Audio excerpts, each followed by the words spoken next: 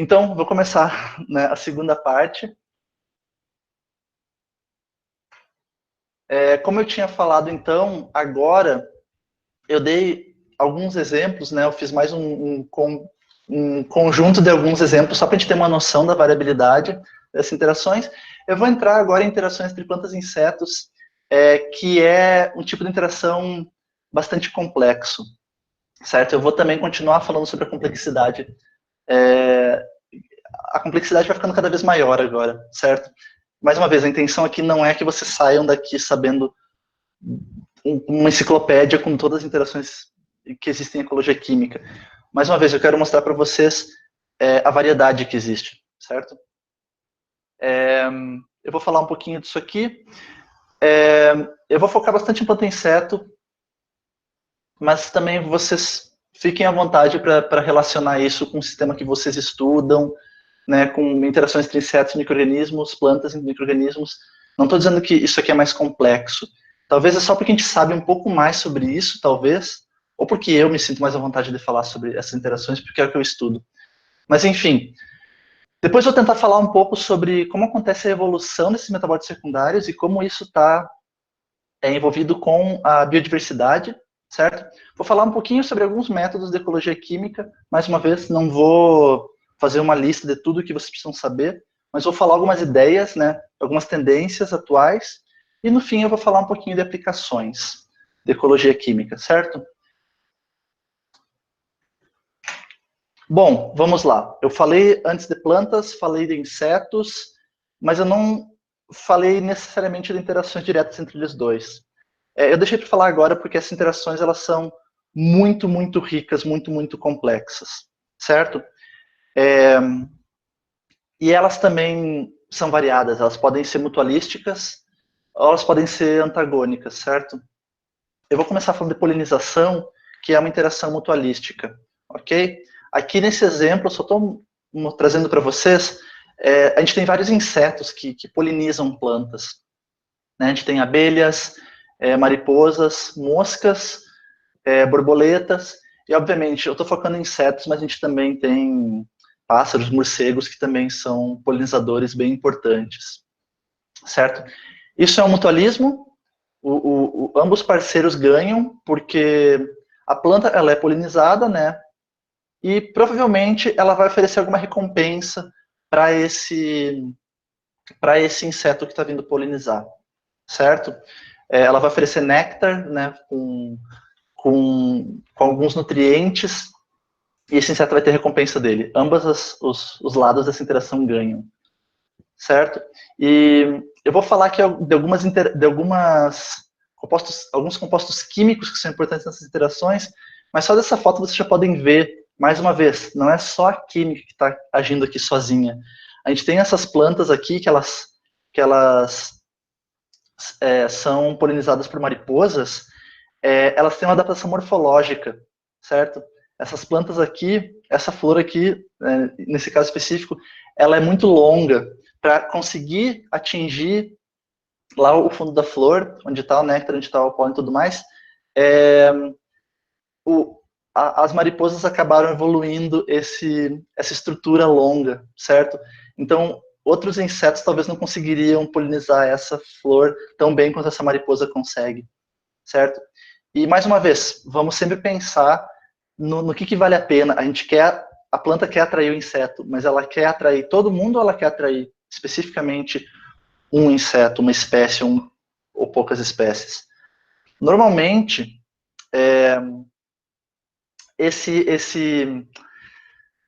essa flor ela vai tender a querer atrair polinizadores específicos, certo? Uma espécie de planta vai atrair polinizadores específicos, porque se ela não tiver muita seletividade, os polinizadores vão levar pólen de um lado para o outro para plantas erradas.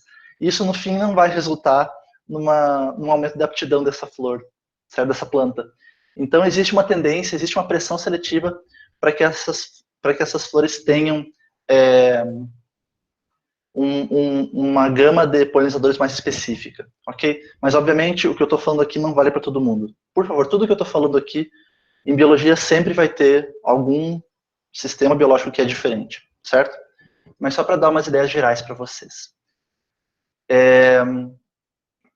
A gente tem vários compostos químicos que estão envolvidos nessa atração de polinizadores, e um deles, eu já falei de voláteis ontem, mas um deles, também muito importante, são pigmentos, certo? Eu estou trazendo aqui as moléculas só para vocês terem uma ideia das estruturas.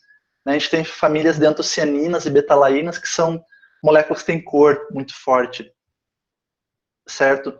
Elas têm... Bom, essas antocianinas, elas são derivadas de polifenóis. Essas betalainas, elas são derivadas de tirosina, né? Elas têm esse núcleo indólico aqui, certo? O pseudo-indólico, nesse caso aqui dessas, né? E vocês veem, né? O pessoal que é da área de química já deve estar percebendo isso. São moléculas altamente conjugadas, né? Com carga, altamente conjugadas, com sistemas aromáticos aqui, né? Nesses casos, a gente nem sempre tem sistemas aromáticos, mas a gente também tem sistemas conjugados, certo? Isso normalmente resulta em absorções que resultam em compostos com cores visíveis, certo? Isso é interessante, porque esses pigmentos, eles não são... É um pouco diferente, talvez, se vocês pensarem no... A gente pensa que os voláteis que a planta libera o inseto vai receber esse composto e vai receber no seu receptor olfativo, vai processar, ou então se a planta produz um composto tóxico para o inseto, ele vai precisar consumir. Esses pigmentos não, a planta faz, eles ficam lá dando cor, certo? Mas eles são usados como uma pista para que esses animais consigam achar essa flor, certo? E a gente também tem voláteis florais, ok? Além de conseguir achar as flores visualmente, esses animais também conseguem achar as flores por compostos químicos voláteis, ok? Aqui eu estou trazendo, desculpa a qualidade da imagem, mas nós basicamente temos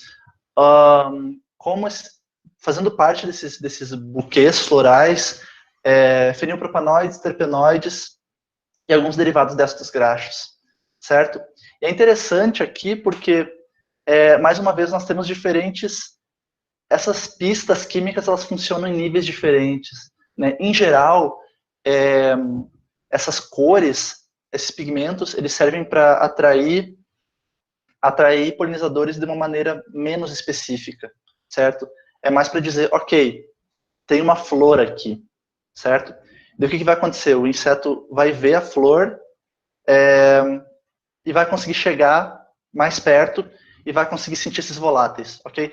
Agora, esses voláteis, a gente consegue ter misturas muito complexas que os insetos conseguem distinguir de uma flor em relação a outra, de uma planta em relação a outra, certo? Isso ajuda na especificidade da nossa interação, quando ela for específica, claro, certo? Então, tenha em mente aqueles pigmentos, normalmente, a tendência deles é ser uma pista química mais geral. Esses voláteis são uma pista química mais específica, mais confiável, ok? E, obviamente, nem tudo é mutualismo, a gente também pode ter momentos de enganação aqui por plantas, né? Tem plantas que, para atrair polinizadores, em vez de elas usarem esses compostos que insetos conhecem, essas flores podem usar compostos que lembram os insetos. É o mesmo cheiro de uma planta que ele consome, então essa flor pode liberar compostos e enganar o inseto. Ele pensa que ele está indo para uma planta para consumir aquela planta, mas na verdade ele está só indo lá para polinizar, ele foi enganado. Tem flores que desenvolveram odores que mimetizam as fêmeas de alguns insetos, então o macho vai lá achando que ele está indo copular, mas na verdade ele está indo polinizar a flor.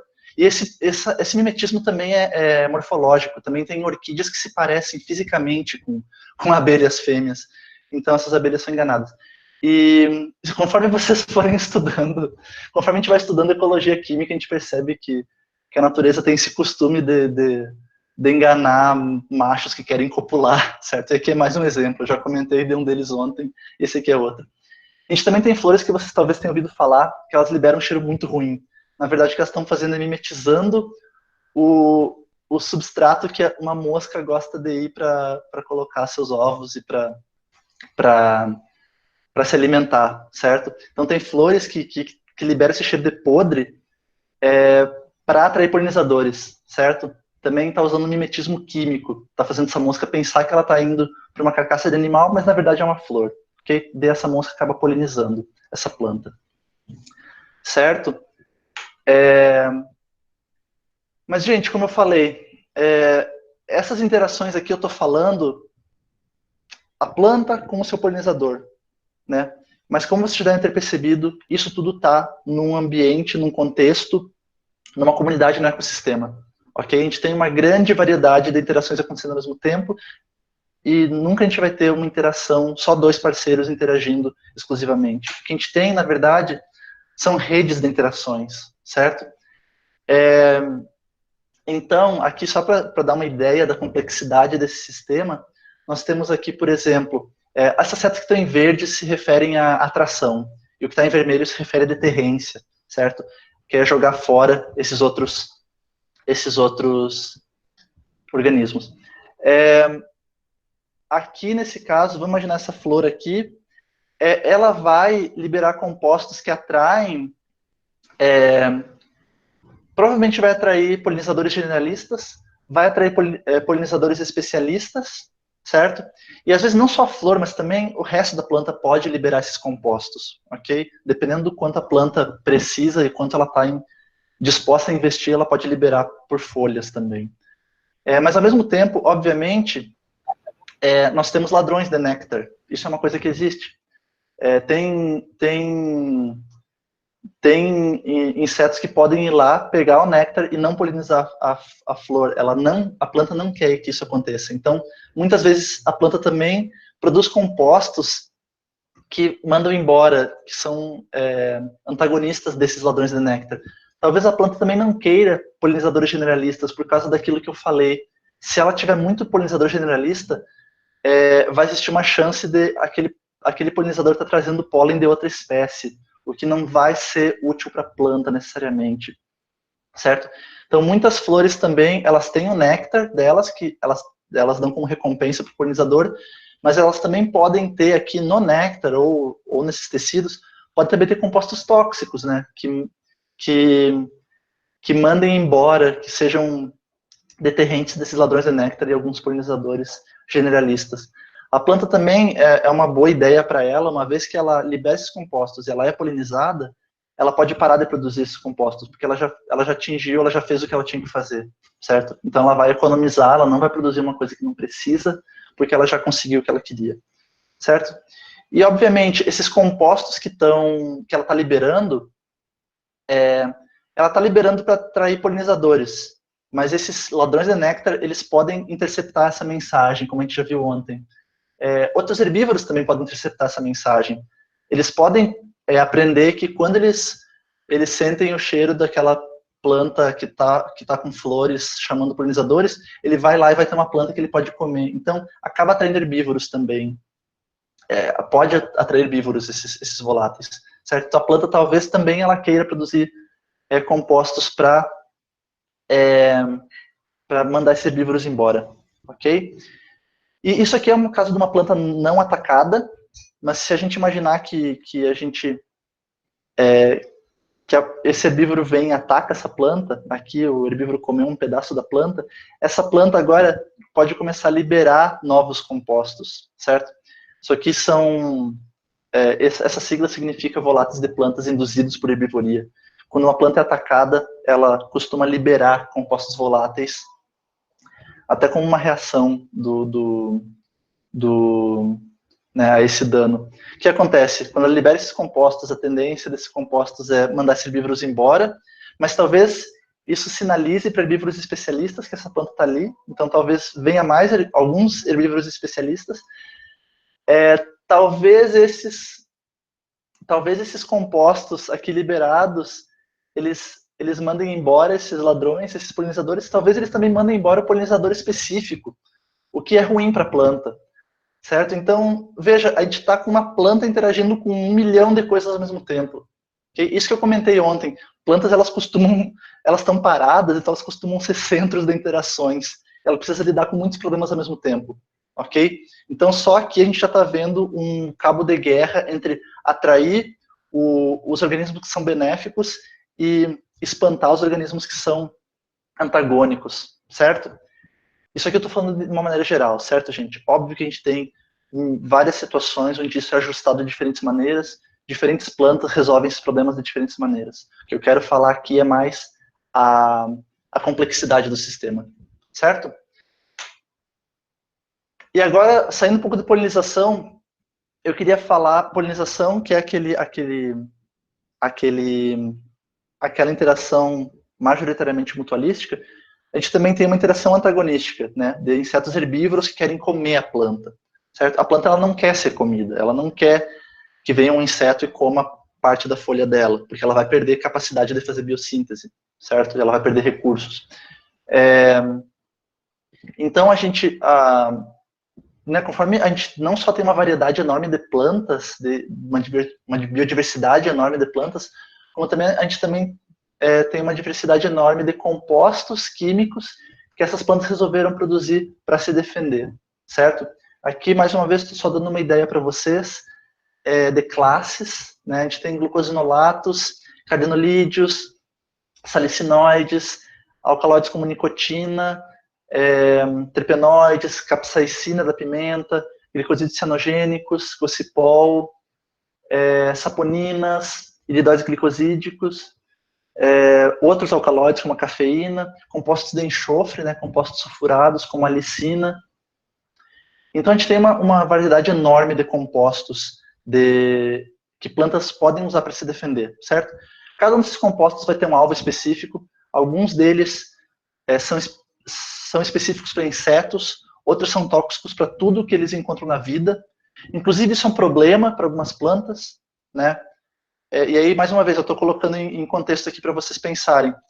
Se uma planta ela quer se defender de um inseto, por exemplo, do inseto herbívoro, talvez ela queira fazer o composto mais tóxico do mundo. Qual o problema de fazer o composto mais tóxico do mundo? Existe um risco da planta se auto-intoxicar com ele, certo? Então a planta tem que lidar com todos esses problemas quando ela faz essas coisas, certo?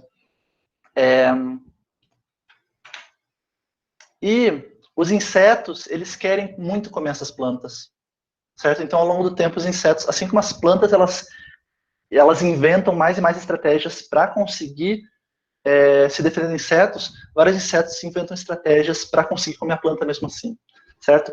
Então, mais uma vez, a gente não está lidando só com estratégias químicas, aqui a gente tem várias estratégias comportamentais de insetos, né? A gente tem, por exemplo, alguns insetos, como afídeos, pulgões, percevejos, cigarrinhas, que são insetos sugadores, certo? Eles se alimentam do floema, então eles inserem o estilete aqui e se alimentam diretamente do floema. Esse tipo de alimentação é muito mais furtivo, certo? Várias das defesas que as plantas inventaram, elas precisam que a planta perceba que ela está sendo atacada. Elas precisam que o inseto quebre a estrutura celular da planta, para daí ativar essa defesa, certo? Mas se vier algum inseto sugador, como esse afídeo aqui, ele consegue se alimentar causando um dano mínimo. Então, talvez ele consiga se alimentar e a planta não vai perceber. A planta não vai ter células sendo rompidas, a planta talvez não perceba esse dano tão bem, certo? Então, fazendo isso, às vezes o inseto consegue se alimentar da planta sem a planta perceber e ativar defesas contra ele, certo? A gente chama isso de guilda alimentar. São diferentes maneiras que insetos se alimentam. A gente tem sugadores, a gente tem mastigadores, a gente tem insetos que são mineradores de folhas. Cada um tem um grau de indução diferente com a planta. A gente também tem outros comportamentos muito interessantes, por exemplo, lagartas que se alimentam de plantas que produzem látex. Essas plantas que produzem látex, esse látex é uma defesa física, né? Ele é grudento, e ele também tem muitos compostos, muitos metabólitos secundários tóxicos. Então, uma vez que uma lagarta morde aquela folha, vai ser liberado látex na cara dela. Então, essa é a defesa da planta. o que algumas lagartas desenvolvem é um comportamento de cavocar essas trincheiras aqui, certo? Isso muda de acordo com a estrutura dos vasos de látex na planta, né? Se for somente um vaso aqui central, a lagarta ela pode vir e fazer um corte aqui, e ela espera o látex escorrer, porque esse látex está com pressão positiva, né? E ela consegue depois se alimentar dessa parte da folha que não está sendo alimentada por esse látex. Essas veias mais ramificadas, elas são um pouco mais difíceis, mas a lagarta mesmo assim consegue cortar aqui e depois ela se alimenta disso, minimizando, né, o contato dela com látex e com esses compostos. Ela também pode fazer que nessa lagarta criou uma ilha aqui, certo? A gente tem o látex se acumulando aqui, mas aqui no meio dessa ilha ela está salva, ela consegue se alimentar e minimiza a ingestão desses compostos. A gente tem outras estratégias mais específicas, como o caso de algumas estratégias moleculares, né? Nós temos aqui cardinolídeos, por exemplo, que são compostos que são extremamente tóxicos porque eles inibem as bombas de sódio e potássio e elas impedem a transmissão de impulsos nervosos, ok? Esses compostos são tão tóxicos que até comunidades indígenas usam essas plantas para usar como veneno para flechas, porque isso aqui é tóxico inclusive para humanos, né? Isso aqui bloqueia a bomba de sódio e potássio, impede a passagem de impulsos nervosos, e uma das primeiras coisas que acontece, pelo menos a primeira coisa que causa a morte de quem entra em contato com isso é que o coração para. Então, por isso que esses compostos são chamados cardenolídeos, certo? Esse aqui é um exemplo e, claramente, ele também é tóxico para outros animais que também usam bombas de sódio e potássio, certo? Veja, isso aqui a planta não se intoxica com isso. Isso é uma boa ideia de um composto para usar contra animais especificamente. Certo, isso aqui é super tóxico, exceto para essa lagarta da borboleta monarca. O que ela fez? Ao longo do tempo evolutivo, essa é a bomba de sódio e potássio dela. Essa lagarta, essa espécie foi acumulando mutações nos aminoácidos aqui, mutações no gene que codifica essas proteínas e, consequentemente, mutações nos aminoácidos, e acabou agora que ela produz uma proteína diferente, mutante, que ela é muito menos sensível a esse composto. Então ela é resistente, ela se tornou imune a esse composto, certo? Então, ao longo do tempo evolutivo, essa lagarta, ela foi acumulando mutações e ela agora é imune à ação desse composto, certo? Isso aqui é uma estratégia muito refinada e muito elegante também, de uma certa maneira, né? Tanto que esses animais que têm esse nível de especialização, normalmente eles vão ser especialistas, né? A tendência deles é ser especialistas. Essa lagarta só vai comer essas plantas. Inclusive, ela começa a usar esse composto como uma pista química de que essa é a planta hospedeira dela. É para ela que ela está adaptada, é ela que ela vai comer e se desenvolver. Certo? Maravilha. Não só aquela lagarta consegue comer sem sofrer a toxicidade daquele composto, mas depois, quando ela vira borboleta, essa é a borboleta daquela mesma lagarta, quando ela vira borboleta, conforme ela foi comendo aquilo, ela vai acumulando esses compostos para ela. Quando ela vira adulta, ela deixa esses compostos na asa. E ela usa como a defesa dela, certo? Qual é o resultado? Agora ela tem as próprias defesas dela que ela sequestrou da planta. Então, se vier um passarinho tentar comer essa borboleta, ele não vai gostar, vai ser tóxico para ele, certo? E nesse caso aqui também, inclusive esse passarinho vai provavelmente aprender que se ele ver uma borboleta com essas cores, não é para ele comer porque é tóxico, certo? Existe toda aquela questão de que vários organismos fazem propaganda do quanto eles são tóxicos usando colorações bem chamativas, né? Mas veja que legal, não só essa lagarta consegue comer uma planta sem se intoxicar, mas ela sequestra esse composto e usa como defesa para ela mesma, certo? Então ela não precisa nem gastar energia produzindo suas próprias defesas ou se defendendo do jeito que ela se defende dos inimigos naturais dela, certo? Isso aqui é um exemplo muito bonito, bastante clássico de interação entre inseto e herbívoro. Inseto, herbívoro e planta. Certo? E nós também temos estratégias bioquímicas, né? Nós podemos usar enzimas para metabolizar esses compostos tóxicos e transformar eles em compostos menos tóxicos, certo? O inseto ele pode fazer isso, então ele minimiza a toxicidade, ele consegue se alimentar com mais ou menos sucesso daquela planta, ok? Aqui eu trouxe um dos exemplos que eu tinha mostrado naquele slide anterior, de glucosinolatos, certo? Glucosinolatos são um tipo de compostos de defesa de plantas que nós chamamos de defesa de dois componentes, certo? Por quê? Porque a gente tem dois componentes. Esse é o glucosinolato, vocês veem que ele é um glicosídeo, um S-glicosídeo, e esse é o composto que a planta produz e armazena. Ele não é tóxico. O que é tóxico é esse isotiocianato. Para a gente ativar esse composto, a gente precisa usar essa enzima mirosinase, certo? Ela vai clivar esse glicosídeo, esse grupo todo aqui vai se rearranjar e vai formar esse isotiocianato, certo? Isso é uma estratégia interessante que várias plantas usam para evitar autotoxicidade, certo? Como esse composto aqui, o composto que tem atividade, como ele é muito tóxico, inclusive para a planta produz e armazena ele na forma de um precursor inativo e ele tem uma enzima para ativar esse composto, certo? Ela guarda esse composto em um lado da célula e essa enzima do outro lado da célula. Se a planta não for atacada, nada acontece.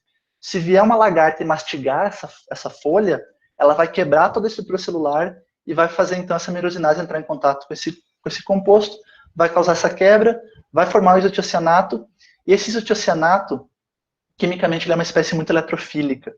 Então, o que a gente... um dos modos de ação dele é sair interagindo, reagindo com nucleófilos biológicos, certo? Inclusive,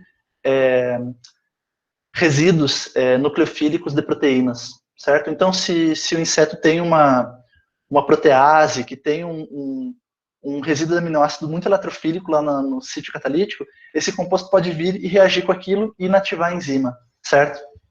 Fazer uma inibição irreversível. Então, esse composto vai sair reagindo com tudo que é nucleofílico, ok? Inclusive a planta, por isso que a planta tem que se proteger dela mesma. Enfim, toda essa história para falar sobre glucosinolatos. Veja, várias coisas acontecem da produção desse composto até a atividade tóxica mesmo, certo? Várias lagartas se especializaram, criaram estratégias para conseguir se alimentar dessas plantas. Isso aqui eu esqueci de falar, esse tipo de composto é um composto muito comum na família Brassicaceae, certo? É um composto comum de Brassicaceae. Talvez não no repolho, mas a gente também tem, a gente não perceba no repolho, mas a gente tem esse mesmo tipo de composto na mostarda, no wasabi, e são justamente esses compostos aqui que causam aquela ardência, certo? Então, mais uma vez, eu acho que eu já comentei isso ontem, mas vou comentar de novo. A mostarda, ela não é picante porque ela evoluiu para ser um tempero pra gente. Isso tudo é uma defesa contra inimigos naturais dela, que a gente acabou usando agora, certo? Como a gente é grande, isso aqui acaba sendo só um sabor pungente, ardente na língua, certo? Mas para inseto, isso aqui vai matar o inseto. Okay? Tenha em mente essa diferença da escala. A gente tem essa espécie de lagarta, Protella xylostella, ela se adaptou muito bem a esses compostos. Ela tem sulfatases que elas são tão rápidas e tão ativas que antes que a mirosinase consiga agir, essa sulfatase vem e tira esse grupo sulfato desse glucosinolato e gera esse desulfoglucosinolato, certo? É importante que a sulfatase haja antes do glucosinolato porque ela não quer que a mirosinase quebre, certo? Uma vez que ela forma esse composto, agora a mirosinase não reconhece mais. Isso aqui é um composto completamente estranho para essa enzima, para a mirosinase, certo? Então, a Protella xylostella acabou de desarmar essa bomba, certo? Inclusive, esse tipo de defesas químicas de Brassicaceae é chamado de bomba de gás mostarda, porque, né, são esses tipos de compostos. Então, essa espécie conseguiu desarmar essa bomba de gás mostarda no seu estágio mais inicial. Nós temos outras espécies, como essa outra lagarta, que ela não desarma essa bomba no início, mas ela produz proteínas que elas trabalham junto com a mirosinase, elas não impedem o detonamento da bomba, mas elas redirecionam o detonamento da bomba. É um detonamento controlado agora.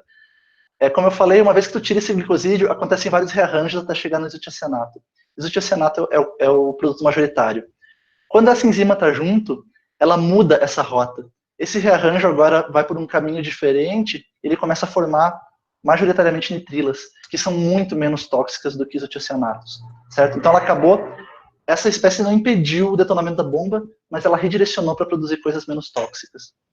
E nós temos também outras espécies menos adaptadas, como o Spodoptera litoralis, que o que ela faz, a bomba explodiu. Ela está em contato com esses isotioceanatos, mas, como linha de defesa que ela mesma possui, ela usa glutationa, certo? Glutationa, inclusive, essa é uma das funções da glutationa no nosso corpo, nos proteger de xenobióticos tóxicos. Essa glutationa, ela tem aquele sítio nucleofílico, né, do enxofre, esse que é um tripeptídeo, né? Ela tem aquele sítio nucleofílico que ele vai, reage aqui e conjuga com esse isotioceanato, certo? Isso é horrível para a lagarta. Glutationa é uma coisa muito cara. Ela precisa gastar cisteína, que é um recurso muito caro. Então isso aqui causa um dano grande na lagarta. Mas talvez esse dano seja menos pior do que ela deixar esses isotioceanatos agirem e inibirem proteínas inteiras. Ela precisa jogar fora essas proteínas depois, certo? Então vejam, isso aqui não é uma situação preto e branco, a gente tem vários níveis de adaptação, certo? Por isso que eu estou falando que os insetos tentam minimizar danos. Às vezes eles não conseguem, né? Mas qualquer coisa que aumente a aptidão deles, qualquer estratégia que minimize essa ação tóxica vai ser favorecida para eles, certo? E a planta também, ela tem, como eu comentei antes, ela tem maneiras de perceber que ela está sendo atacada, certo? E isso aqui é toda uma outra área de estudos, você pode pesquisar depois, tem vários artigos sobre esse assunto. A gente tem várias cascatas de sinalização, certo? A gente tem vários níveis de reconhecimento das plantas, certo? As plantas, a gente fala que elas costumam reconhecer padrões moleculares, certo? Aqui eu estou mostrando alguns, os nomes são um pouco complicados, mas a gente tem alguns padrões moleculares associados a micro-organismos, né, patógenos, digamos, alguns padrões associados a herbívoros e alguns padrões associados a danos, certo? Então, se vier uma lagarta e der uma mordida numa folha, a planta ela vai perceber,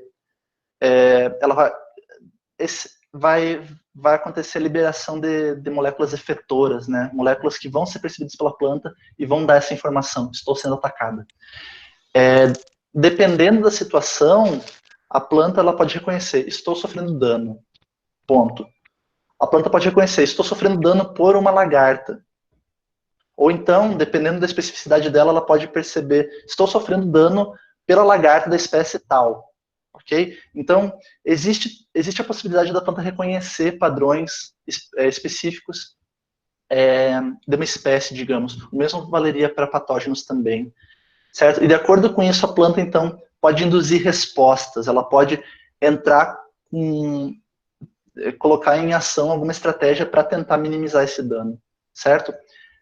Uma coisa que eu falei sobre plantas que produzem compostos de defesa é que, ok, elas produzem compostos de defesa para se defender de herbívoros, também de patógenos, mas esses compostos são caros. A planta precisa colocar energia, precisa colocar carbono ou até nitrogênio nesses compostos, o que é muito caro.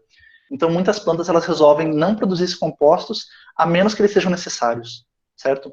Então, tem plantas que não acumulam esses compostos, mas uma vez que chega uma lagarta e começa a comer, ela biossintetiza esses compostos, certo? E aí tudo isso está envolvido nessa indução de respostas e cascatas de sinalização com hormônios, fatores de transcrição na planta. Isso é toda uma área de estudo à parte, certo? Só para vocês terem uma noção do que está acontecendo aqui.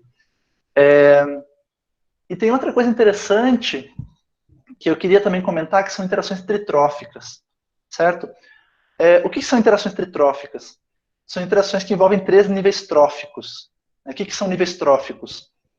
É de uma maneira bem resumida, e peço perdão para os biólogos, mas basicamente são níveis na cadeia alimentar, digamos. A gente tem uma planta e a gente tem um inseto que se alimenta dessa planta. Nós temos 2 níveis tróficos.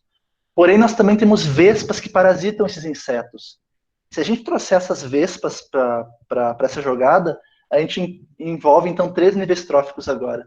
O que várias plantas fazem, em vez delas enfrentarem o herbívoro diretamente, ou além de enfrentar o herbívoro diretamente, elas também liberam compostos voláteis. Vocês lembram que eu falei que plantas liberam compostos voláteis quando elas são atacadas?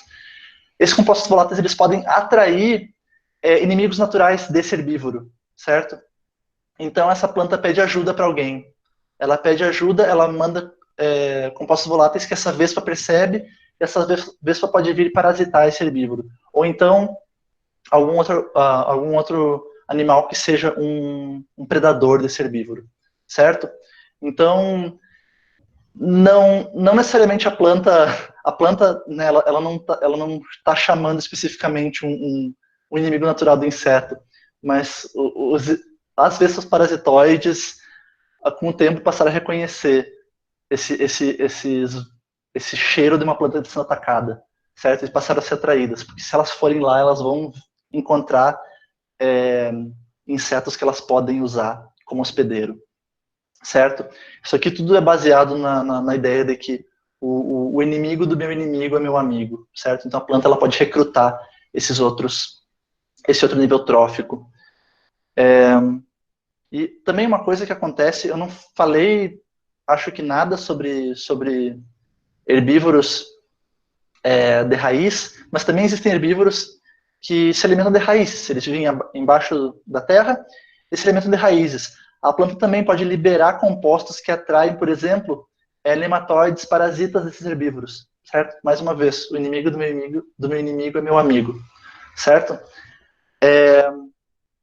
E caso vocês não conheçam também vespas parasitoides, eu trouxe aqui. Esses parasitoides são outra interação que eu nem comentei ontem, mas e acontece bastante com vespas. Elas usam um hospedeiro para o desenvolvimento, certo? A gente tem uma fêmea adulta da vespa, ela pode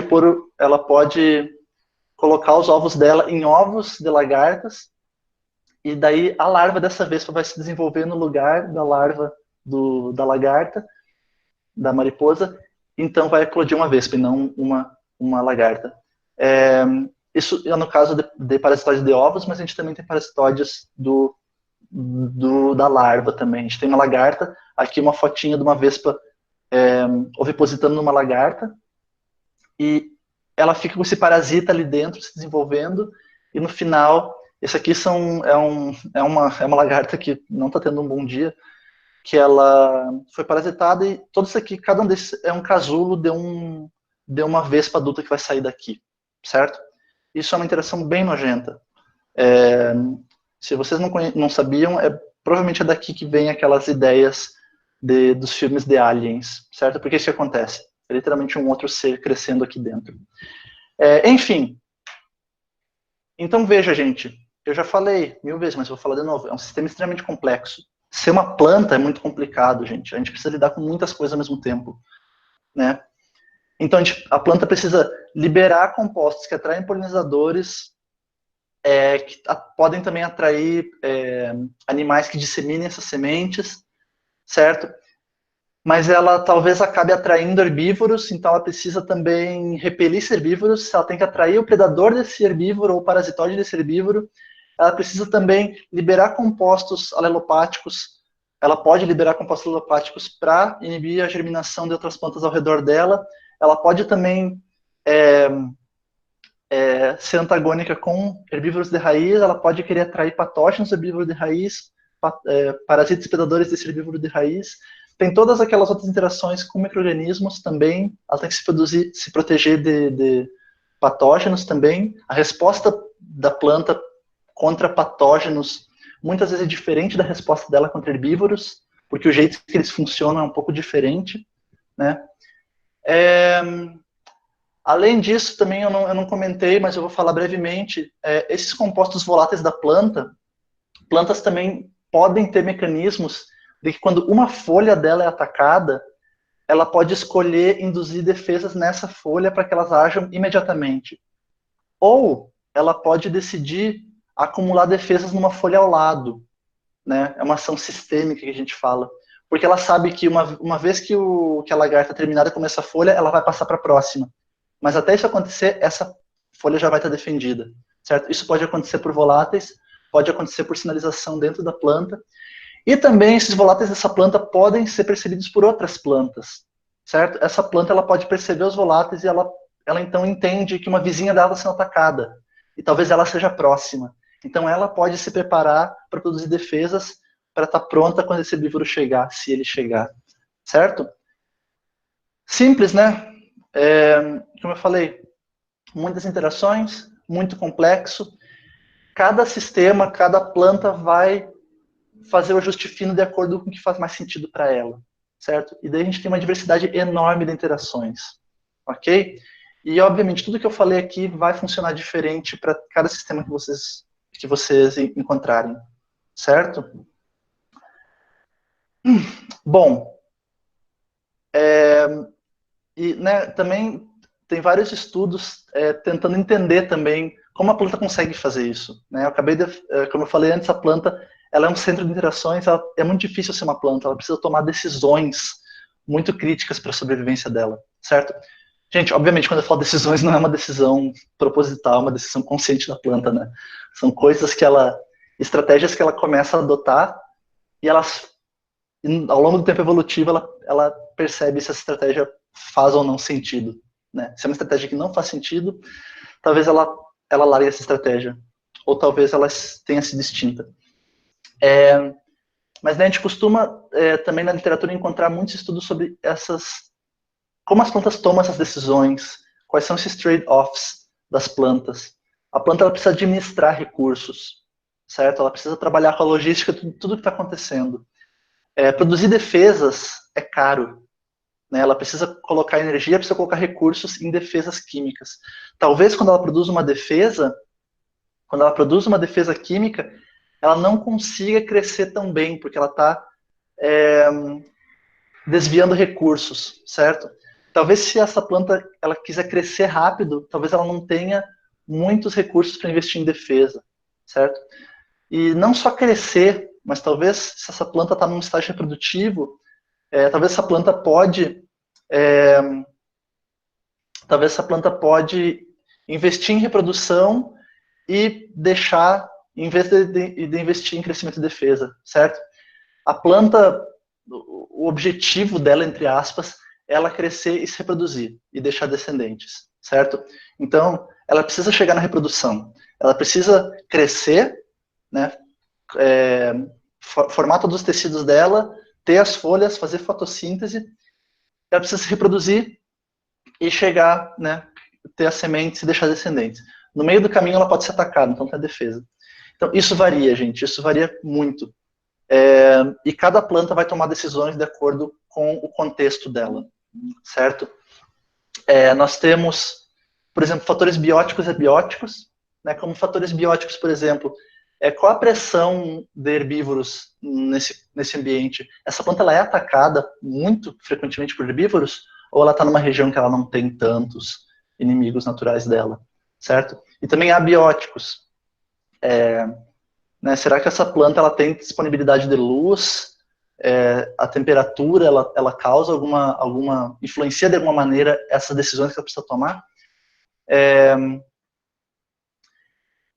Como eu falei, algumas plantas resolvem induzir defesas, elas produzem só quando a defesa é necessária. Outras plantas decidem ter defesas constitutivas. Elas armazenam defesa, elas estão sempre prontas para elas têm aquele composto tóxico na hora para quando o herbívoro atacar, certo? A planta pode decidir em uma outra estratégia, certo? A defesa constitutiva ela é mais cara, porque ela precisa toda hora produzir composto de defesa, mesmo quando ela não é atacada. Mas ela, assim que ela for atacada, já vai estar pronta a defesa. Ela não precisa gastar tempo fazendo, certo? E se uma planta, se ela está numa região onde ela é muito atacada por herbívoro, Talvez ela valha mais a pena ela só produzir defesa o tempo todo, é mais fácil. Agora, se a planta quiser economizar energia e economizar recursos, ela pode talvez induzir a defesa só quando ela é necessária, né? Ou quando ela não é atacada tão frequentemente, né? Talvez ela seja atacada só numa época específica ou só num estágio específico do crescimento dela. Outra coisa, isso que eu falei, de produzir composto de defesa, a gente chama de resistência de planta. Outra estratégia, que às vezes a gente não presta muita atenção, é tolerância. A planta, a maneira dela lidar com um herbívoro é ser tolerante, deixa o herbívoro comer. Talvez ela resolva aguentar esse dano, certo? Talvez ela seja ok para ela perder uma folha, ela consegue fazer fotossíntese com as outras folhas. Isso seria um tipo de tolerância, certo? Então, a planta ela também pode resolver não investir em matar o inseto, mas só ser mais resiliente a esse dano.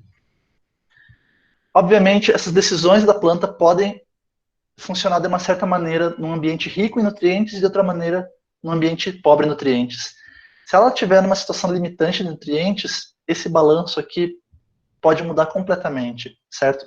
Talvez ela nem tenha nutrientes para investir em defesa, ou talvez ela precise, os poucos nutrientes que ela tenha, ela precisa investir em defesa para garantir que ela não vai perder tecido vegetal para algum herbívoro. E nisso também entra a fenologia da planta, né? Qual é o ciclo de vida da planta? Essa planta é um arbusto que o ciclo de vida dela é de 3 meses, ou ela é uma árvore que vive 100 anos, né? Esses dois tipos de plantas vão tender a ter estratégias um pouco diferentes na hora de tomar essas decisões, certo? Isso aqui é um tema de discussão, tem muitas ideias sobre isso na literatura, então vocês podem procurar depois se vocês estiverem interessados. Como eu falei, eu estou falando de plantas, mas isso de uma certa maneira se aplica a outros organismos também, certo? Todo mundo precisa tomar decisões quanto a defesa, as interações, crescimento e reprodução, certo? Ok, eu vou continuar, vou tentar um pouco mais rápido agora. Eu queria falar também um pouco da evolução desses metabólitos secundários, ok? Eu vou falar disso porque é um assunto que eu acho muito legal sobre ecologia química, certo? Não somente identificar esses compostos, mas também entender como eles se tornaram o que eles são e da onde eles vieram, certo? Uma coisa interessante, você já deve ter percebido, a gente tem muita diversidade química desses compostos. Eu tentei colocar moléculas, estruturas das moléculas para vocês ao longo dos exemplos, para vocês terem uma ideia dos esqueletos carbônicos que a gente encontra. A gente tem uma diversidade química enorme, né? A gente chama de quimiodiversidade, de metabólitos secundários. Né? A natureza inventou muitas estruturas de metabólitos secundários. E isso, muito provavelmente, está diretamente ligado com a biodiversidade que a gente tem hoje, certo? Isso aqui é uma estimativa, né, de um livro-texto sobre insetos, que mostra a distribuição aproximada de espécies que nós temos no planeta. E a gente vê que em espécies, insetos correspondem a mais da metade da riqueza de biodiversidade, né, em questão de números de espécies. Plantas estão aqui em segundo lugar, certo? Plantas e insetos são grupos absurdamente diversos, ok? E dentro dos insetos também a gente observa que existe uma distribuição. Besouros, Coleóptera, são o maior grupo aqui dentro, seguido por Lepidóptera, borboletas e mariposas, Hymenoptera, que são formigas, vespas, abelhas, Diptera, que são moscas, mosquitos. Mas a gente vê aqui que alguns desses grupos majoritários são aqueles que costumam, são famosos por interagir com plantas, certo? E se a gente olhar também na literatura, a gente tem informação de que grupos de insetos que são fitófagos, ou seja, que se alimentam de plantas, eles costumam ser mais diversos do que grupos não fitófagos, certo? Se a gente comparar clados lá na filogenia. Então, talvez alguma coisa tenha a ver. Isso eu quero dizer que essas duas coisas estão ligadas. Talvez o fato de alguns insetos se alimentarem de plantas ajuda eles a serem tão diversos, né? Auxilia, então, na biodiversidade, aumenta a biodiversidade desses insetos. Se a gente olhar aqui, isso aqui é um artigo muito bonito, de uma filogenia mais geral de insetos. Eu não sei se vocês conseguem enxergar, mas aqui nós temos uma escala de tempo evolutivo, isso é uma árvore filogenética, que a gente vai vendo os grupos derivando dela, né, grupos que são mais próximos uns dos outros. Nós temos aqui, esses caras aqui são insetos, a maior parte deles. Nós temos aqui grupos que eu tinha comentado antes, Hymenoptera, Coleóptera, que são os besouros, Lepidoptera, borboletas e mariposas, Diptera, que são as moscas. A gente consegue ver em que momentos esses grupos foram derivando, certo? E aqui a gente tem uma escala de tempo. Aqui, eu não sei se vocês conseguem ver, mas a gente vai de 0 a 550 milhões de anos atrás. Então, eu também coloquei isso aqui para a gente ter uma ideia da escala de tempo evolutivo que a gente está falando. Quando eu digo, o inseto desenvolveu uma adaptação, não foi da noite para o dia, certo? Foi ao longo de várias gerações, muitos, muitos, muitos anos, milhões de anos, certo? E aqui embaixo a gente tem essa mesma escala, só que ela está expandida, né? Essa escala aqui embaixo está expandida de acordo com essa, né? A gente também vai de 0 a 450 aqui, certo? A gente está basicamente cobrindo essa região na escala ali embaixo. E aqui a gente tem alguns acontecimentos importantes na evolução da vida. Aqui, perto de 450, a gente tem a origem de ecossistemas terrestres, logo depois, origem de plantas vasculares, origem de árvores. Aqui a gente tem radiação de plantas com semente, né? Aqui, em torno de 300 milhões de anos atrás. E aqui, radiação de angiospermas. Uma coisa interessante aqui, e aqui mais ou menos a gente tem alguns grupos que divergiram e também tiveram uma radiação significativa. A gente observa que aqui a radiação das plantas de semente querem dizer o quê? Que as plantas começaram a se diversificar muito. A gente percebe que um pouquinho depois, provavelmente não por acaso, vários insetos começaram a se diversificar também, certo? Se a gente olhar também essa região aqui, essa janela de tempo nessa filogenia, a gente vê que a gente tem, então, a diferenciação de vários clados novos, certo? A origem da Lepidoptera, Diptera, e vários desses organismos que estão envolvidos nessas interações, certo? O que faz sentido. Quando as plantas se diversificam, os insetos seguem essa diversificação e se diversificam também. E até se a gente olhar em escalas mais restritas, aqui a gente tem uma filogenia um pouco menor, né, que é a das brassicálias, daquelas plantas que eu falei que várias delas produzem glucosinolatos. A gente tem aqui ao longo tempo evolutivo, de 0 a 100 milhões de anos atrás. Basicamente aqui, nesses pontos, a gente tem inovações que essas plantas inventaram, certo? Nesse ponto aqui, essas plantas inventaram glucosinolatos indólicos. É um tipo de glucosinolato, certo? A gente observa esses glucosinolatos, então, nas espécies derivadas, nas espécies dentro desse clado. Algumas delas perderam eventualmente, voltou a ficar preto aqui, se vocês olharem, mas continuaram derivando essas espécies. Nesse momento aqui, um pouco mais tarde, essas plantas inventaram glucosinolatos derivados da metionina. Então, todo mundo que está verde aqui produz glucosinolato derivado da metionina. E, muito mais recentemente aqui, algumas plantas inventaram ainda outras diferenças de estruturas que fazem fazem defesas mais variadas, certo? Então elas foram inventando coisas ao longo do tempo evolutivo aqui. E aqui a gente tem mariposas, borboletas que se alimentam de brassicales, certo? A gente também pode ver pelas cores, a gente pode ver quem se alimenta de quem. A gente tem várias que resolveram se alimentar de outras plantas que não são brassicales. Mas uma coisa que eu queria chamar a atenção aqui, nessa coluna aqui, a gente tem número de espécies, certo? A gente tem alguns grupos, alguns clados aqui e o número de espécies. Se vocês observarem aqui, essas plantas que inventaram mais glucosinolatos mirabolantes, elas costumam ter uma riqueza de espécies muito maior.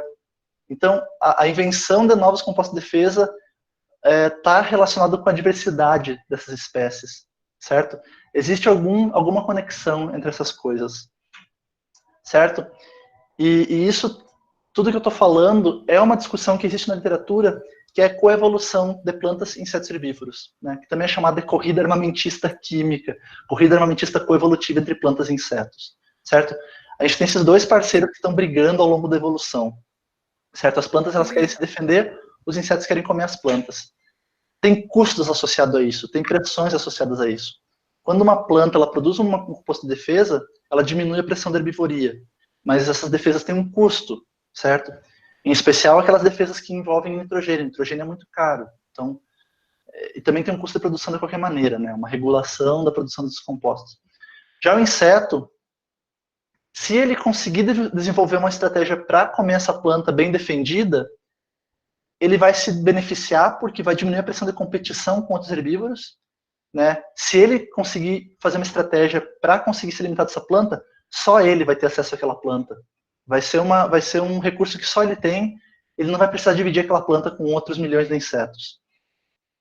Esse herbívoro também, provavelmente, muitas vezes ele também tem uma diminuição da pressão de inimigos naturais, talvez tenha uma incidência menor de predadores ou parasitoides nesse herbívoro, porque agora ele está num outro lugar que os inimigos dele não esperam encontrar ele. Vocês lembram que eu falei que parasitoides e predadores às vezes usam voláteis da planta para achar o inseto?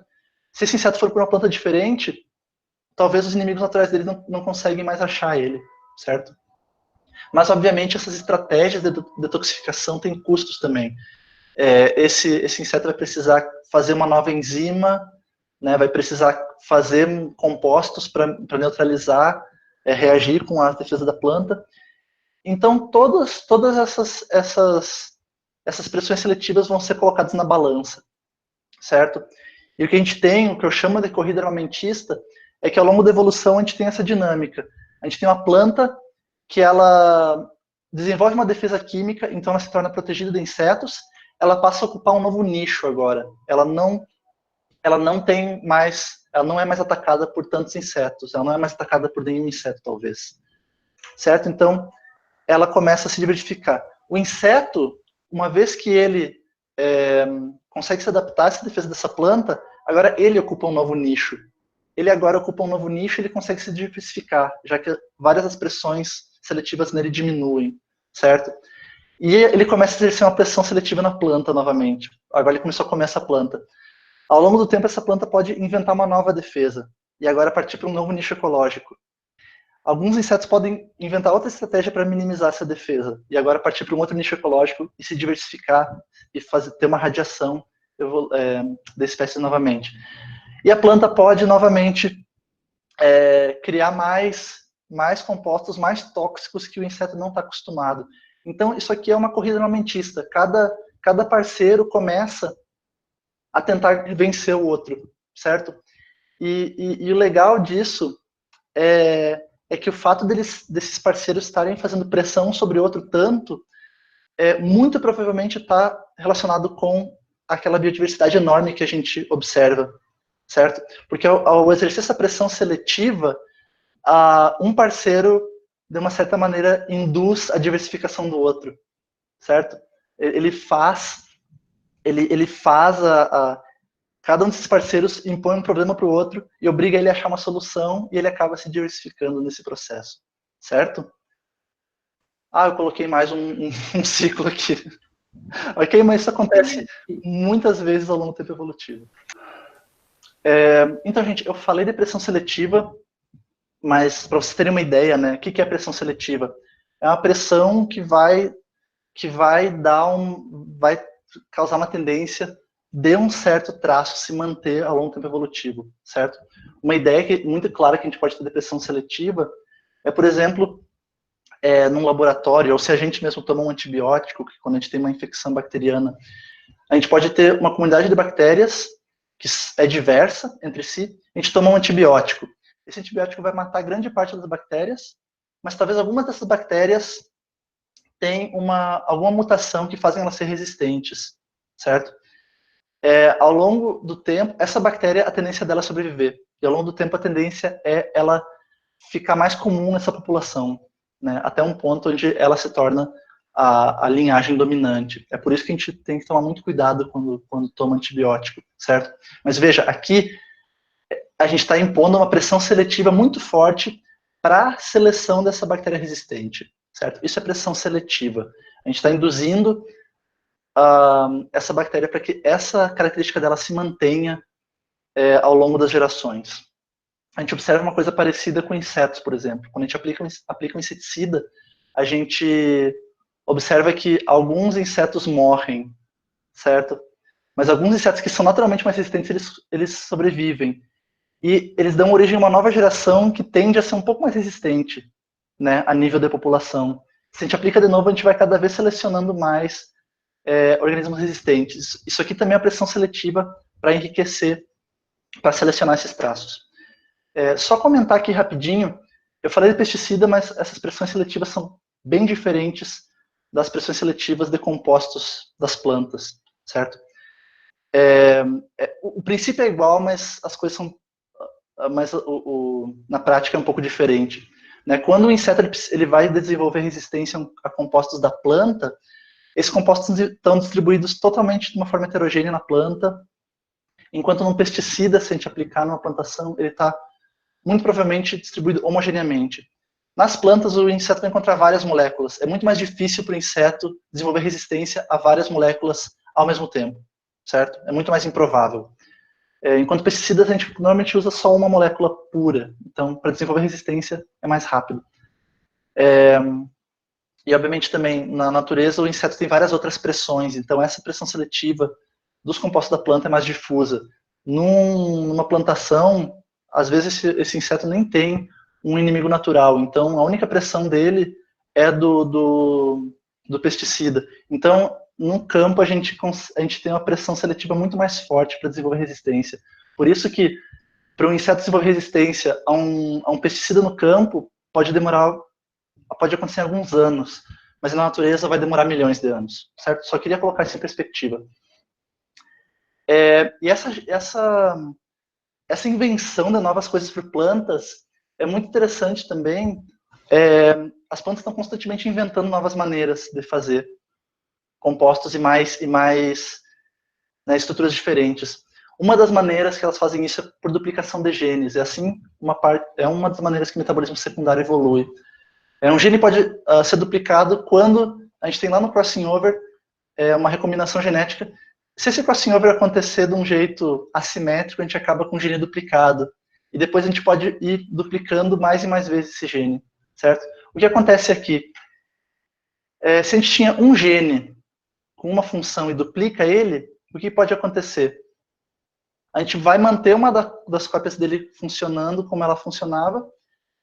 A pressão seletiva para manter essa atividade se mantém, e a outra cópia está livre, ela tem uma pressão seletiva menor, ela está livre, entre aspas, para sofrer mutações e adquirir novas funções, certo? Ou então a gente pode ter uma proteína, um gene que codifica uma proteína com duas funções, quando a gente duplica, a gente divide essas funções, certo?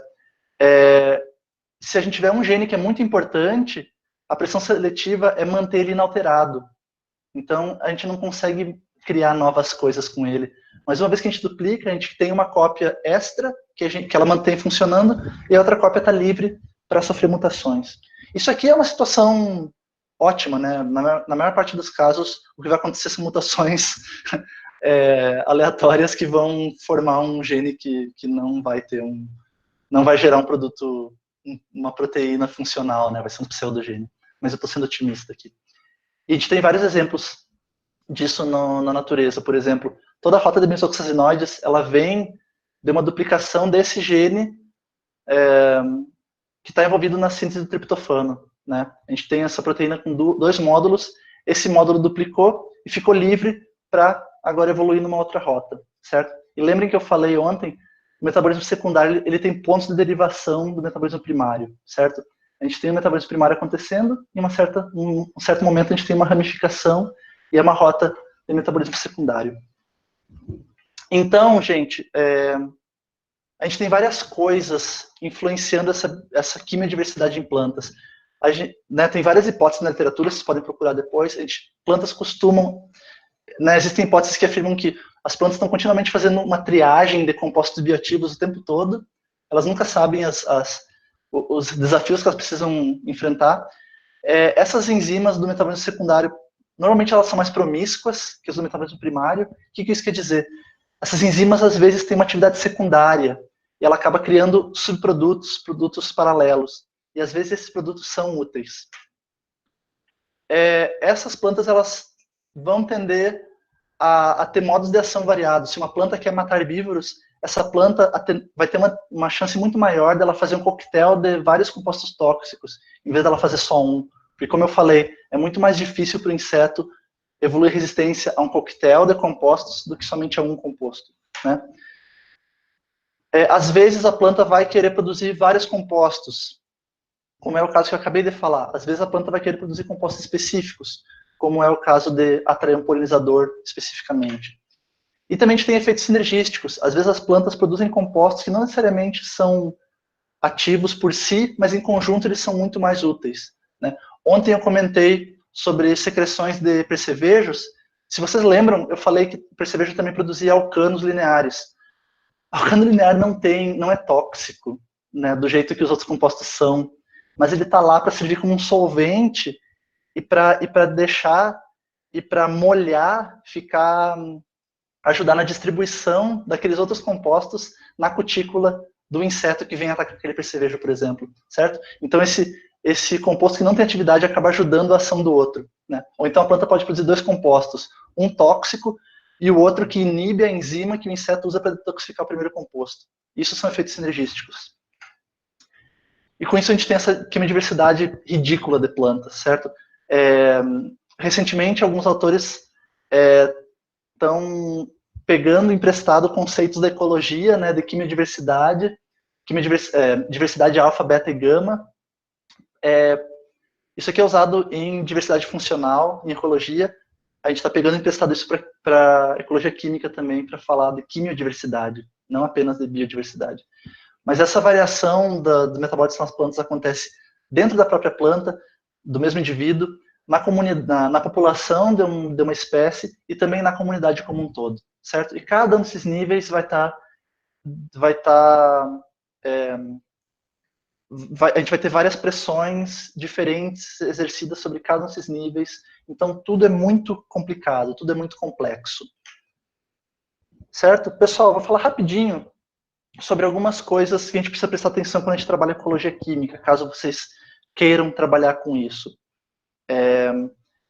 A gente precisa comprovar a atividade. Tudo que eu apresentei ontem e hoje, não adianta a gente achar o composto envolvido na interação. A gente precisa provar que aquele composto realmente é responsável pela interação ou está envolvido com a interação. Então, se eu tenho um composto que eu falei que ele é um feromônio sexual de um inseto, eu preciso ir lá e testar. Eu preciso usar um olfatômetro como esse e preciso fazer oferecer escolhas para o inseto e ver que ele prefere ir para o braço do olfatômetro que tem o feromônio com mais frequência do que ele prefere ir para o outro braço controle, certo? Isso pode acontecer também com voláteis subterrâneos também. Se eu disser que um composto ele protege a planta, que ele é tóxico para o inseto ou é deterrente para o inseto, eu preciso oferecer opções e ver que o inseto come menos aquele composto, aquele tratamento, certo? Se eu afirmo que uma molécula protege a planta de alguma maneira, eu preciso fazer um teste e ver se aquela planta é protegida, né? A gente precisa sempre fazer um desenho experimental para provar que esse nosso composto está fazendo essa atividade que a gente propôs, certo? Isso aqui é uma coisa que muitas vezes é a parte mais difícil do trabalho, é tentar achar um contexto no qual a gente consiga provar essa atividade. A gente também tem várias abordagens ômicas, como eu falei, tudo é muito complexo, então a abordagem ômica também é uma coisa complexa, né? O que são abordagens ômicas? São abordagens que a gente consegue analisar muitas coisas ao mesmo tempo, né? E tem vários níveis, genômica, transcriptômica, proteômica, metabolômica. Né? A gente consegue analisar vários genes ao mesmo tempo, o genoma inteiro. A gente consegue analisar todos os transcritos que o organismo está produzindo, todas as proteínas, todos os metabólitos, certo? Vejam, esses aqui são níveis na produção aqui dos metabólitos, certo? A gente tem um gene que ele vai ser transcrito para um RNA mensageiro, que ele vai ser traduzido para uma proteína, que vai formar um metabólito. Então, dependendo do nível que a gente trabalha, a gente vai ver diferentes coisas, certo? A gente tem várias coisas que a gente pode ver. A gente pode usar essas abordagens para triar genes, proteínas metabólicas que são relevantes. Como a gente tem, se a gente quer estudar o metabólito específico de uma interação, uma planta produz muitos metabólitos. A gente pode usar uma abordagem metabolômica para tentar descobrir quem que são os metabólitos que estão variando quando aquela interação acontece, e a gente já consegue depois estudar ele especificamente. A gente pode ver a diferença de regulação e expressão de genes, a gente pode ver, investigar rotas sintéticas que não estão sempre ativas, a gente pode estudar micro-organismos não cultiváveis, como a pederina, que eu falei ontem. A gente também pode fazer abordagem de genome mining também, que eu não tenho tempo de explicar agora. E ela tem aquelas informações, a gente pode também, por exemplo, se a gente acha que a gente tem um gene que ele está envolvido numa interação, se a gente souber agora quem é esse gene, a gente pode manipular esse sistema, a gente pode silenciar esse gene e ver se a gente muda, se a gente observa uma mudança fenotípica, certo? Nesse caso, a gente tem aqui uma planta controle e uma planta silenciada numa certa proteína, numa certa rota. Vejam, e daí eles deixaram lagartas para se alimentar dessas plantas. Essas plantas silenciadas foram muito mais atacadas por lagarto do que essas. Então isso é uma evidência de que, seja lá o que eles silenciaram, está envolvido na defesa. Vocês podem ver até que as lagartas controle não cresceram tanto, e essas aqui fizeram a festa nessas plantas. Mesma coisa aqui, mas com patógeno. A gente tem plantas que a gente silenciou, a gente observa a infestação por um certo fungo patogênico, a gente consegue, então, fazer essa conexão de um gene com a parte funcional dele, certo? E muito rapidamente, aplicações de ecologia química. Só trouxe alguns exemplos rápidos. Ecologia química é linda por si só, do ponto de vista de ciência básica, pesquisa fundamental, mas ela também tem aplicações. Eu acredito que ela pode ser usada na busca por novos fármacos. Aqui eu trouxe novamente aquela imagem, aquela dramatização da descoberta da penicilina, para a gente ter uma ideia sobre isso, né? Como a gente pode usar. Isso aqui foi uma maneira de a gente descobrir antibióticos no passado. A gente pode usar a ecologia química para descobrir novos fármacos, né? A gente tem a natureza, ela passou os últimos centenas de milhões de anos fazendo triagens de produtos bioativos. Talvez se a gente procurar especificamente compostos que estão envolvidos nessas interações, a gente tem uma chance mais alta de encontrar produtos naturais com atividades específicas. Esses modos de ação, eles são mais específicos, né? Como eu falei, às vezes as interações elas são muito restritas, então a gente consegue, às vezes, algum antibiótico que ele funciona contra algum tipo específico de micro-organismo, ou algum volátil que é específico com um tipo, algum composto que combate especificamente algum tipo de parasita, certo? A gente pode ter novos alvos moleculares também. A gente tem uma crise, hoje em dia, que é a falta de novos antibióticos, a falta de novos mecanismos de antibióticos, certo? Ao observar maneiras que a natureza já encontrou de matar bactérias, a gente pode ter novas ideias, certo? A natureza teve muitos milhões de anos para inventar as mais diferentes formas de matar bactérias. Então a gente não precisa só usar antibióticos beta-lactâmicos agora, a gente pode pensar em outras coisas, certo? Vocês lembram aquele patógeno do milho que eu falei antes? O milho não mata o patógeno, ele só fica invisível. Isso é uma estratégia também que pode ser usada para fins terapêuticos, né? E obviamente, conforme a gente vai vendo essas novas atividades, essas novas enzimas, são enzimas novas que a gente descobre com novas atividades que a gente pode usar para fins biotecnológicos, certo? A gente também tem uma grande área de aplicação que é muito forte no Brasil, inclusive, de controle de pragas agrícolas usando feromônios, certo? Toda aquela comunicação que eu falei ontem entre insetos, a gente pode usar a nosso favor. A gente pode fazer uma armadilha, colocar um feromônio sexual do inseto, e a gente consegue atrair esses insetos aqui e controlar essa população desses insetos, certo? Esses machos todos vêm aqui, eles acham que eles vão copular, mais uma vez, mas na verdade eles são enganados, eles agora vão ficar presos aqui, eles vão morrer. Então a gente consegue proteger a nossa lavoura do dano por esses herbívoros, certo? A gente pode também fazer sistemas que não precisam ser extremamente caros, isso é muito importante. E veja, a gente está especificamente atingindo somente aquela espécie. A gente não está matando abelhas, a gente não está matando os peixes do rio que passa do lado, a gente está indo especificamente controlando essa espécie aqui, certo? São estratégias muito mais sustentáveis, muito mais amigáveis. Ok? E também tem estratégias de controle comportamental. Isso aqui é um exemplo muito bonito, que é usado lá na África, no cultivo de milho, que é um sistema push-pull. Depois vocês podem procurar mais sobre, porque ele é um pouquinho complicado. Mas, basicamente, o milho tem esses herbívoros, essas lagartas, e ele tem essa erva daninha, que causa muitos prejuízos lá na África. O que o pessoal desenvolveu eles plantam milho e plantam junto essa outra gramínea e essa outra planta Desmodium, certo? E aqui acontecem várias interações. Essa gramínea aqui, ela libera voláteis que atraem esses insetos para ela. Então, esses insetos vêm e colocam ovos aqui, em vez de colocar no milho. Então, a gente está usando essa planta para sacrificar, em vez dos insetos comerem o milho. E essa outra planta Desmodium, ela também ajuda a repelir esses mesmos insetos. Então, não só eles são atraídos por essa planta, como eles são repelidos por essa planta que está aqui na volta, protegendo o milho. Ok? E o Desmodium também, ele ajuda a fixar nitrogênio no solo e aumenta, então, melhora a nutrição do milho, certo? Então, eles conseguem ter rendimentos muito maiores. E veja, é um sistema muito amigável ambientalmente, certo? E, pessoal, eu estou encerrando por aqui, só ia falar o seguinte. Como vocês viram, a intenção aqui não foi falar tudo sobre ecologia química, foi dar uma visão geral. Se eu fiz o meu trabalho, vocês vão sair daqui com mais dúvidas do que com respostas, certo? Mas o que eu queria falar é isso. A ecologia química é muito ampla, muito complexa, tem muita coisa para se estudar, certo? E como vocês já viram, ela envolve muitas áreas, certo? Ecologia, química orgânica, química analítica, que é uma parte que eu nem falei, mas analisar esses compostos também é todo um desafio à parte. Bioquímica, biologia molecular, que eu entrei um pouco mais hoje.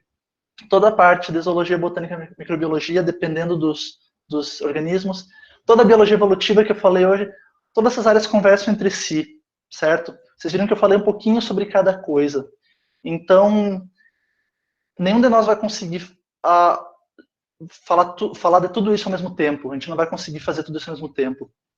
Mas se vocês têm interesse em estudar essas coisas, aprendam um pouco mais, estejam abertos para essas outras áreas, certo? Eu já vi várias pessoas que trabalham com ecologia química falando, eu sou um químico, eu não trabalho com genes. Eu sou um biólogo molecular, eu não trabalho com campo. Eu sou um ecólogo, eu não trabalho com compostos químicos. Estejam abertos, saibam o mínimo das outras áreas para poder conversar com os outros colegas e peçam ajuda. Esses sistemas são complexos, a gente precisa de várias mãos e várias cabeças pensantes para conseguir entender. Certo? E, gente, antes de encerrar, eu só queria falar... eu queria agradecer mais uma vez pelo convite de estar aqui falando com vocês. Eu queria agradecer mais uma vez a Richelle, o Albert, o pessoal da UFG, o FICAT. Eu fico muito feliz de conseguir atingir 300 pessoas ao mesmo tempo e de todas as regiões do Brasil, até onde eu vi na lista de inscritos. Isso me deixa muito feliz e muito empolgado. E essa iniciativa que a UFCAT está tendo é uma coisa muito, muito bacana. Né? E eu acho que isso faz parte dessa mudança de paradigma que a gente está passando agora, certo? Aproveitando, hoje, vocês devem ter acompanhado ao longo do dia, tá sendo feita a Marcha Virtual pela Ciência, certo? Eu fico muito feliz de poder estar aqui hoje com vocês discutindo ciência, né? Eu não estou falando especificamente sobre pandemia, sobre Covid, mas eu queria que vocês tivessem em mente que essa situação que a gente tem agora é uma situação que a gente precisa resolver agora. A gente está aprendendo que a gente precisa resolver nossos problemas enquanto sociedade. No momento, essa pandemia. Mas logo depois a gente tem vários outros problemas que a gente precisa trabalhar, certo? Coisas que eu falei aqui. A gente precisa controlar, minimizar a perda de biodiversidade, habitats naturais no nosso planeta. A gente precisa buscar novos fármacos, enfrentar desenvolvimento de resistência por bactérias com antibióticos. A gente precisa controlar pragas agrícolas, a gente precisa garantir segurança alimentar para todo mundo, não só para aqueles países que têm dinheiro. Então, isso são desafios que a gente precisa começar a resolver. Isso passa pela ciência, certo? O que a gente está discutindo aqui hoje faz parte disso tudo. E a gente precisa começar a conversar e desenvolver ciência nesse sentido para resolver esses problemas. E também para estudar, porque isso aqui é muito bonito, certo? Eu peço desculpas se eu falei demais. Não sei, eu falei demais. Eu falei demais, é um fato. Mas eu peço desculpas, mas é porque eu gosto muito de falar sobre isso. Muito obrigado pela atenção de vocês, pela paciência de vocês. E eu estou disponível para perguntas, a gente pode discutir mais coisas agora, certo? Muito obrigado, pessoal.